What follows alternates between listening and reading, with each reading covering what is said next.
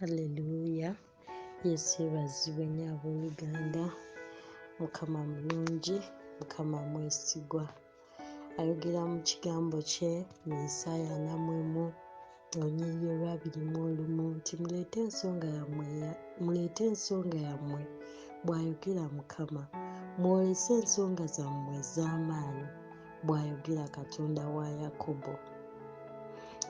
Isaaya 43:2 n'agamba nti bw'onooyitanga mu mazzi n'abeeranga naawe, ne mu migga tegirikusaanyaawo.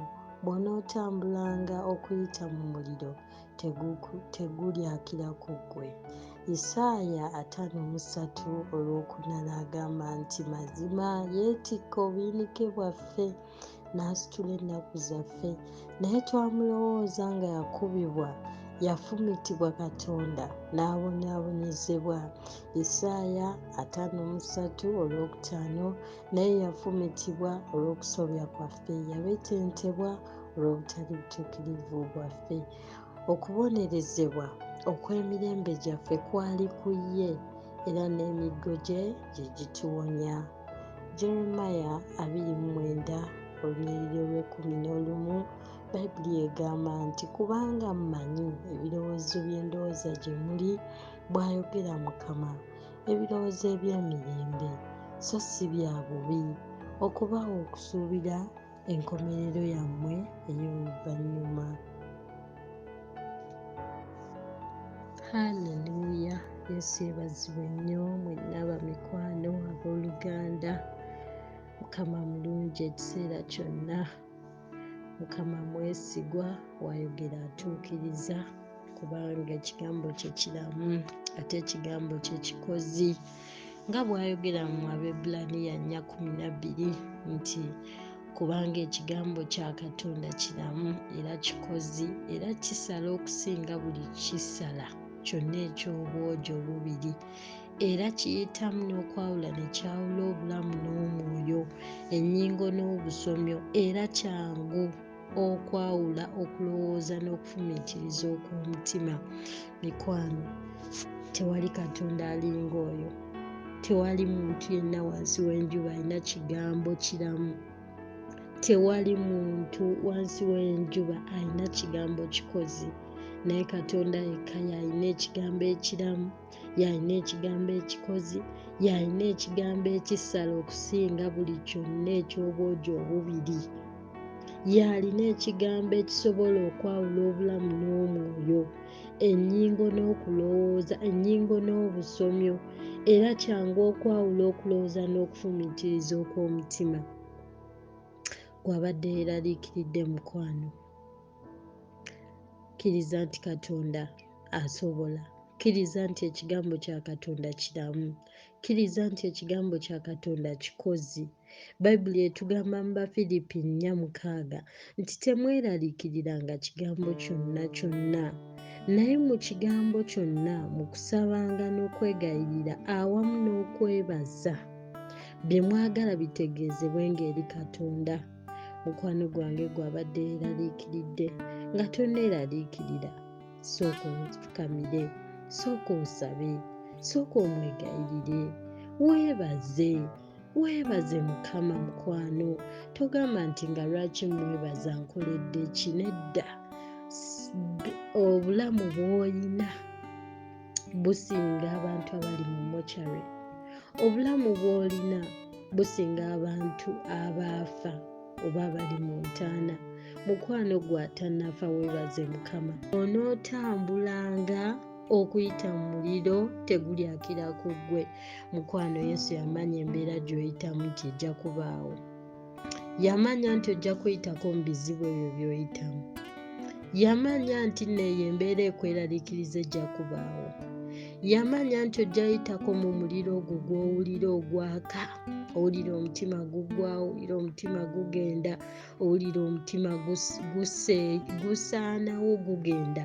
Mukwano, Yesu yamanya era n'agamba nti bw'onooyita mu mazzi n'abeeranga naawe, ne mu migga tegiri kusaanyaawo. Bw'onootambulanga okuyita mu muliro tegulyakira ku ggwe. Mukwano, Katonda abimanyi ebyo byonna nti bijja kutuukako. Togwamu ssuubi, gw'abadde aweddemu essuubi. Teweeraliikirira mukwano, yongera okusaba, yongera okumunoonya. Abajjukiza ba Mukama tetukoowa, tetusirika, kubanga tetumanyi ddi wagenda twanukula. Ffe tetulina kusirika mpaka nga Yerusaalemu efuuse ettendoba mikwano. Tetugenda kusirika. Gw'abadde aweddemu amaanyi ng'okooye, ogamba nsabye biganye, nkoze buli kimu, nsiibye, nkoze buli kimu, ennono za Bayibuli nzimazeeyo naye biganye. Mukwano, tebinnagaana. Gwabiraba ng'ebiganye, naye mu maaso ga Katonda tebinnagaana. Katonda okulwawo okweraga oba okukuwa ekyo ky'osabye tekitegeeza nti aganye mukwano. Akuteekerateekera ekisinga obulungi. Kkiriza, topowa mukwano gwange. Genda mu maaso ng'okyamwagala, genda mu maaso ng'okyasaba, ng'okyegayirira, ng'omwebaza. Olunaku lugenda kukya, Katonda agenda kuwa by'osabira. Ate ne by'osabira biyinza okuba nga na bitono nnyo ku Katonda bya pulaningira, kubanga mu butuufu ebirowoozo byatulinako birungi. Abaruumi 12:12 Bayibuli egamba nti musanyukirenga mu kusuubira, mugumiikirizenga mu lunaku, munyiikirenga mu kusaba. Abafiripi 4:6 Bayibuli egamba nti temweraliikiriranga kigambo kyonna, naye mu kigambo kyonna mu kusabanga n'okwegayiriranga awamu n'okwebazanga bye mwagala bitegeezebwenga eri Katonda. Marko 5:34 Bayibuli egamba nti n'amugamba nti omuwala okukkiriza kwo kukuwonyezza, weegendere n'emirembe owonere ddala ekibonoobono kyo. Abebbulaniya 4:12 Bayibuli egamba nti kubanga ekigambo kya Katonda kiramu era kikozi era kisala okusinga buli kitala kyonna eky'obwogi obubiri, era kiyitamu n'okwawula tekyawula obulamu n'omwoyo, ennyingo n'obusomyo, era kyangu okwawula okulowooza n'okufumiitiriza okw'omutima. Abebbulaniya 11:11 olusooka Bayibuli egamba nti okukkiriza kinyweza ebisuubirwa, kye kitegeereza ddala ebigambo ebitalabika. Ate ebirowoozo byaffe abaana b'abantu biriko ekkomo, naye ate Katonda alengera ewala. Ye Katonda asinga okutupulaningira ebirungi mukwano. Gw'abadde aweddemu essuubi, kkiriza Mukama. Abebbulaniya 11 olusooka Bayibuli egamba nti okukkiriza kwe kunyweza ebisuubirwa, kitegeeza ddala ebigambo ebitalabika. Okukkiriza kye kinyweza ebisuubirwa. Okukkiriza mukwano, toggwamu kukkiriza. Ebirala byonna bikuveeko, naye okukkiriza toganyanga okuggwamu, toganyanga okukkiriza. Abalokole, okukkiriza bwe bulamu bwaffe, ge mafuta. Abebbulaniya 11:11 Bayibuli egamba nti olw'okukkiriza ne Saala yennyini n'aweebwa amaanyi okuba olubuto, newankubadde nga yali ayitiridde mu myaka, kubanga oyo eyasuubiza yamulowooza nga mwesigwa. Yakobo 1:6 Bayibuli egamba nti naye asabenga mu kukkiriza nga taliiko kyabuusabuusa, kubanga abuusabuusa afaanana ng'ejjengo ery'ennyanja eritwalibwa empewo ne lisuukundibwa. Zabbuli 17 olunyiriri olwabiri Bayibuli egamba nti atuma ekigambo kye n'abawonya, n'abaggya mu kuzikirira kwammwe.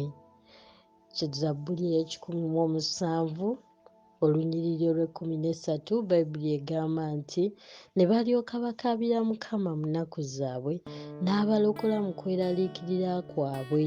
olw'14 n'abaggya mu kuzikirira n'ekisiikirize eky'okufa.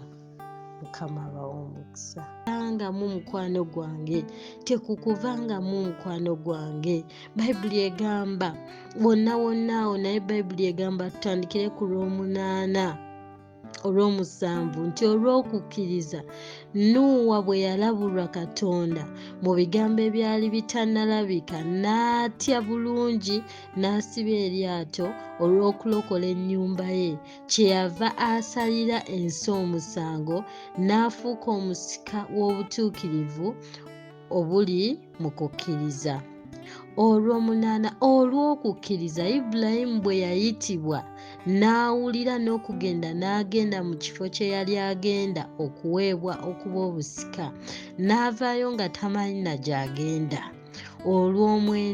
olw'okukkiriza n'abeera ng'omugenyi mu nsi eyasuubizibwa ng'etali yiye, n'asula mu weema wamu ne Isaaka ne Yakobo, basika banne ab'okusuubizibwa okwo. olw'10 kubanga yalindirira ekibuga kiri ekirina emisingi Katonda gye yakuba kye yazimba. olw'11 olw'okukkiriza era ne Saala yennyini n'aweebwa amaanyi okuba olubuto mu myaka, nga yali ayitiridde mu myaka, kubanga oyo yasuubiza yamulowooza nga mwesigwa. Mukwano, okukkiriza. Nuuwa yazimbira eryato ebbanga ddene, naye olw'okukkiriza yabwa ddaaki n'alaba ku kigambo Katonda kye yasuubiza. Ibulayimu jjajjaffe yagenda mu nsi n'abeera ng'omugenyi mu nsi Katonda gye yamusuubiza, naye era yabwa ddaaki yalaba obulungi bwa Katonda. Saara essuubi lyamuggwaamu, ekiseera kyayitawo nga kiwanvu nnyo. Omuntu Katonda gwe yagamba nti ogenda kuzaala gwe maama w'amawanga, n'atuuka ku myaka egyo ng'alaba tazaala, naye engeri ye yasuubiza gy'ali omwesigwa, kyalwa ddaaki ne kituukirira. Kati gwe atannafa tokoowa kusuubira, togwamu kukkiriza, togwamu ssuubi. Katonda agenda kujja mu kifo ekyo w'oli. Katonda agenda kukyusa obulamu bwo. Katonda agenda kusanyusa. Katonda eyakusuubiza mwesigwa, ate ekigambo kye kiramu. Mukwano, ddamu amaanyi ogume omwoyo, ogenda kuwangula. Oli muwanguzi n'okukirawo mu linnya erya Mukama waffe Yesu.